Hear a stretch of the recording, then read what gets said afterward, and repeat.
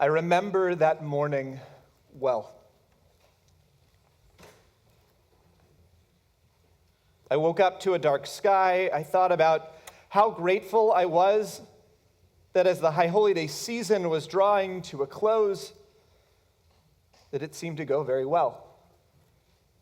A meaningful time for our community, and now an opportunity to rest.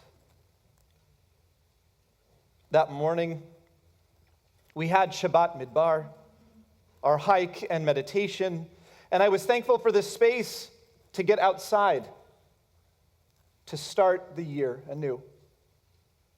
We met as the cold morning was giving way to sunshine, and as we zigzagged through the paths at El Dorado, trees just on the border with winter, some color on their branches. It was idyllic. A perfect meditative start to a new year. There is a strange scene in the story of Macbeth, where during perhaps the most hideous part of the play, one of Shakespeare's famous clowns emerges onto the stage to cheer up the audience. Scholars have wondered about this moment because it seems so out of place. For a playwright of the finesse and magnitude of the bard, couldn't he find a more appropriate place for comic relief? There are many theories, but one scholar sees it differently, that the practiced writer was intentional in putting the comic support right in the middle of the scene, not to lower the terror of it, but by contrast, to further identify the very height of it. Our morning at the park will forever be colored for me by the return home to learn about the worst attack of Jews since the Holocaust. The violent murder of 1,200 Israelis, the kidnapping of hundreds more on what is called in Israel Shabbat Shachorah, the Black Shabbat. Despite language honed over thousands of years to explain and express every last hope, desire, pain, and anguish the world throws at us, words will never adequately express what happened on that day. However, the heart rarely speaks a language available to the tongue. So I will simply say that my heart speaks to you, Israel. It bleeds.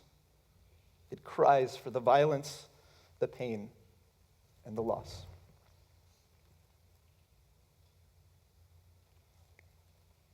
In the days following this attack, the members of our community encountered one another with hearts on the floor, eyes filled with images one should never have to see. And then, over time, began the difficult task of speaking. But as we did, another quieter shock emerged. Families came together to discuss the unimaginable deaths of thousands and found they didn't have the same language, that they spoke differently than one another. They found very different understandings, often drawn on generational lines, and even sometimes running right through their own single minds and hearts, while our community is united in pain, united in solidarity for the right of Israel to defend itself, the right to bring home the still 101 kidnapped human beings, now in their 362nd day of this nightmare. Our community stands divided in other ways, and it's revealed very different relationships to the Jewish state. I believe this second shock has elevated the pain already burning in our hearts and has become an obstacle on our path as we begin to take the steps towards finding comfort, as we recognize the corner of sorrow this day places in our personal and collective history. In the days following October 7th, I had hundreds of conversations with members of our community, and the differences in perspectives were unmistakable. What I heard seemed to fall into three distinct groups. The first group sees Israel as a miracle. Jews have been nomadic for thousands of years, always adapting to what it means to live as a guest, who, rather than calling on their right to citizenship, has to hold hope that residency and safety will be granted. Generations of people who have left their shoes by the door, always ready to wake in the middle of the night with the news that again we must move on. Passports safe, careful with friends, and always ready to circle the wagons and decamp. In the wake of the Holocaust, to discover that a worldwide community, always hostile to ours, was suddenly ready to offer a bit of compassion, a concession to our need to find a place to be safe and at home, it must have been staggering. The UN vote itself, broadcast to the world to allay any fears of equivocation and doubt, millions around the world listening in, and Jews taking their own count, uncertain of the honesty of the forum and far too much at stake to let this be turned to others for record. Australia? Yes. Venezuela? Yes. United States? Yes. To tally this historic vote and rise from the broadcast with the knowledge that finally, after so many years, there would be a Jewish state, I can only imagine bursting into the open air of our host countries around the world, running with lungs filled with song, literally dancing in the street. To live at such a time when there would have been a Jewish state, Nefesh Yehudi, a place for the Jewish spirit, must have been a day like no other. Very shortly after the vote was called, a war broke out. Unwilling to accept a Jewish state in Israel, the neighboring countries with significantly greater numbers and resources immediately descended on the brand new state. This is expected to be an easy victory. Many of us know the stories of those, a large number of whom identify as Palestinians, being told to temporarily vacate their homes so as not to be in the way of fire as these surrounding armies swooped in and took over the land that was before then occupied by England, ready to turn it to their borders in the wake of a retreat from the British Army.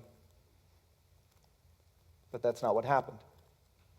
Against all odds, the young country of Israel, ready for such a fight and knowing that it would be instigated by this historic vote, organized and fought back.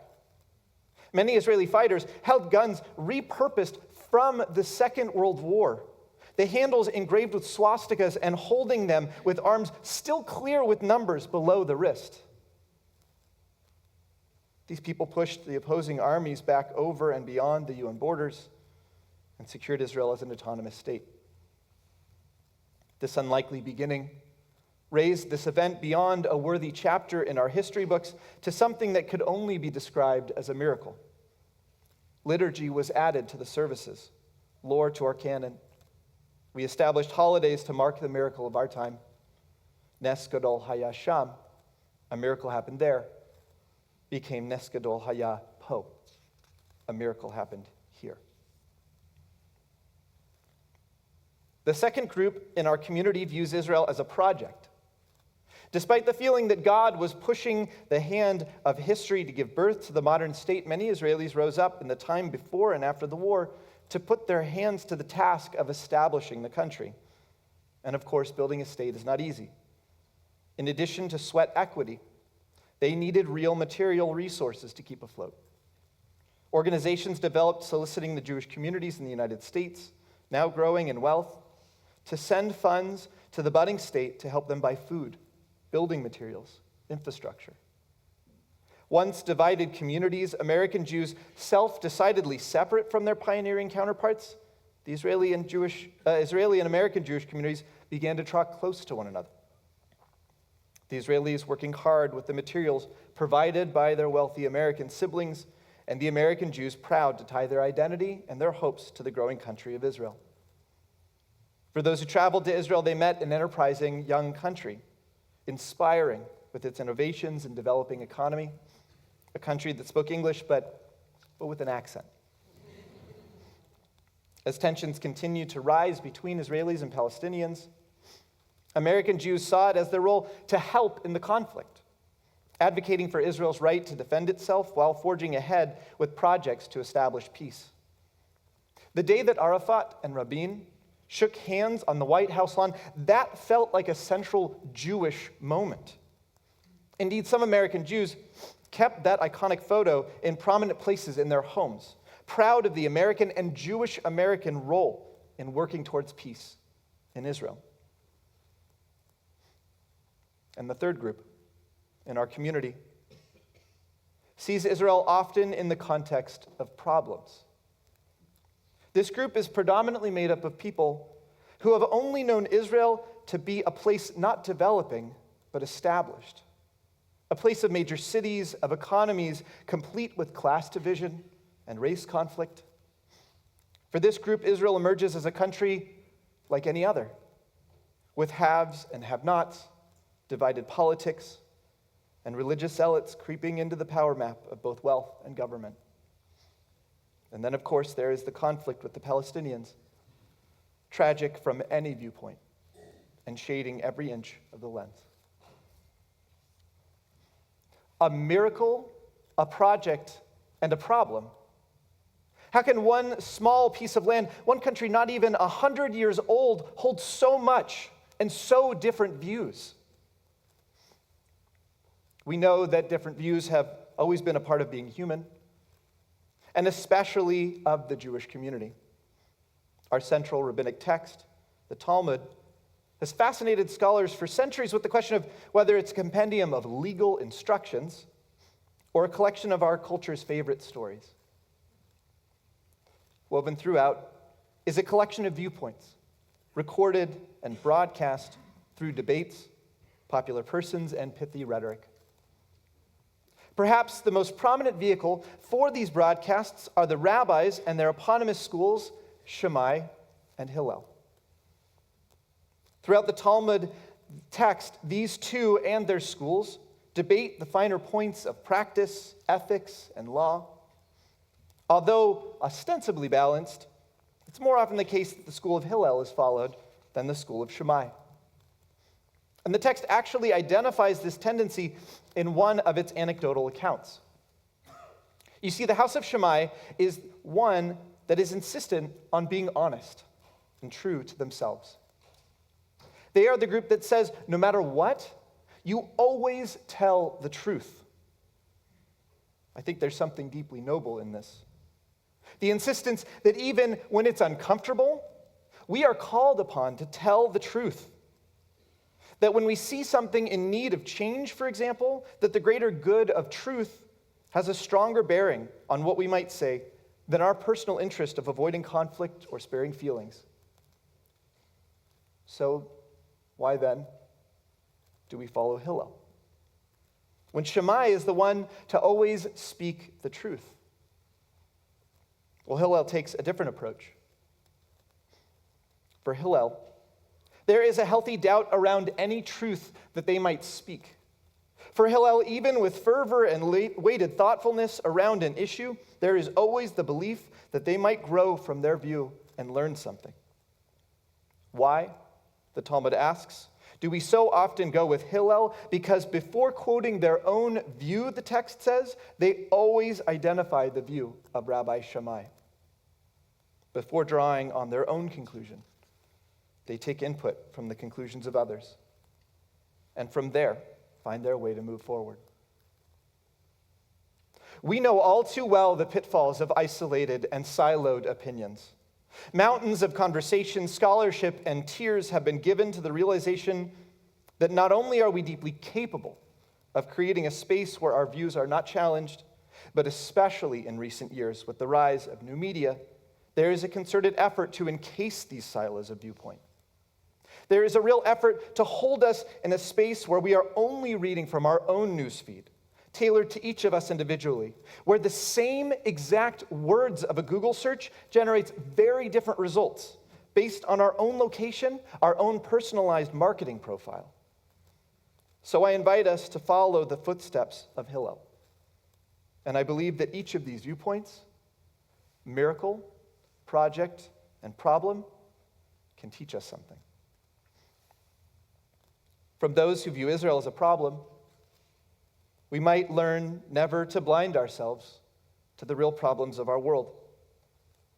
Israel is a real place with real challenges, And just as it is important to see and recognize what is good and beautiful in the world, it is also important to acknowledge what is unacceptable and what needs to change. To be dubious of the hubris that announces that a society is free from any fault, doesn't face the same challenges that any other country in history has also faced. If America carries a dream that becomes complicated when brought to reality, we might see that so too does Israel. From those who view Israel as a project, we might remember that Israel is only a country of people, is lifted up because of real hands, real work, and find inspiration to aid in the projects that millions of Israelis too are involved in, working to bring the society closer and continue its mandate to be a beacon of light to the world, to offer comfort and support to those same human souls broken by the violence that catalyzed our conversations. They are human, and they need our help. Millions of people who simply want to live their lives peacefully and welcome our partnership to make that a reality.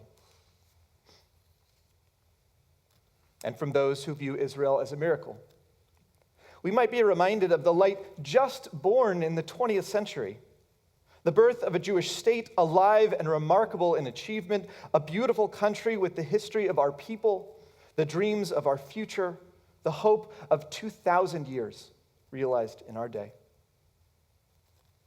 Regardless of which group or groups we might find ourselves in, we have an opportunity as a community to stand together in our pain and recognize that the ache of our neighbor's heart is the very same as our own.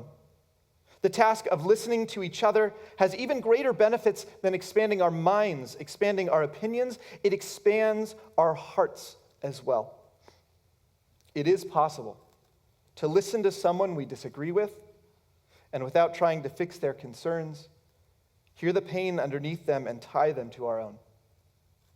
If we can do this, we can build our community and our world one step closer to a place of peace, which is not where we are all the same, but rather a place where everyone can be different and still be received with love. May this be a year of coming together, of understanding, compassion, and God willing, peace. Shana Tova.